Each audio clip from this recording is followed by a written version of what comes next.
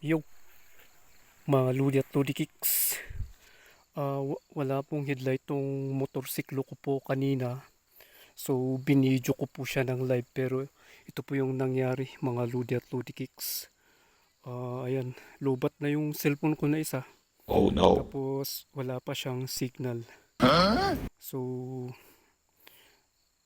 wala po siyang ilaw kanina na video po sa live pero ito, wala na siyang signal at lobat ang cellphone ko. So, naayos ko na po mga Lodi at Lodi Kicks. Oh So, yeah. titingnan po natin. I-switch ko po. So, pwede nyo na lang tingnan sa video link ng pag-check ko dito sa headlight na wala siyang ilaw sa video na to. Sa description ng video na to, pwede nyo makita mga Lodi at Lodi Kicks. Okay. Tingnan nga natin kung talagang umilaw na yung motor na to. Kasi nung una, nung nilive ko siya, walang ilaw yung headlight sa high beam at sa low beam.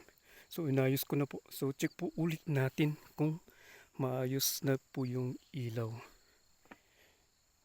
So ayan na po, naka-on na po siya. Then diretso ko na po siya sa headlight. So tingnan natin po yung headlight.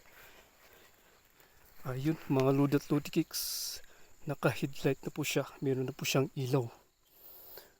So ito po ay naka-low beam. Ngayon ilalagay natin sa high beam. Okay, check po natin.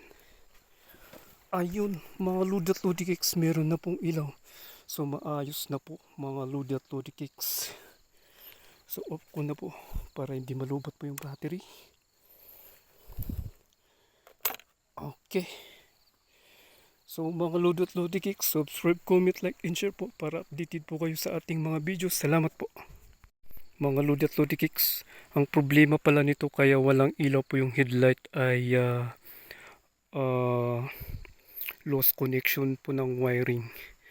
So yun po ang problema. Kailangan magkakabit ang wiring at makapit ang wiring. Hindi siya naglulus. Kailangan hindi siya aalis, natatanggal habang kung nahihila mga Lodi at Lodi Kicks. Okay, subscribe, comment, like, and share po para updated po kayo sa ating mga videos. Salamat po.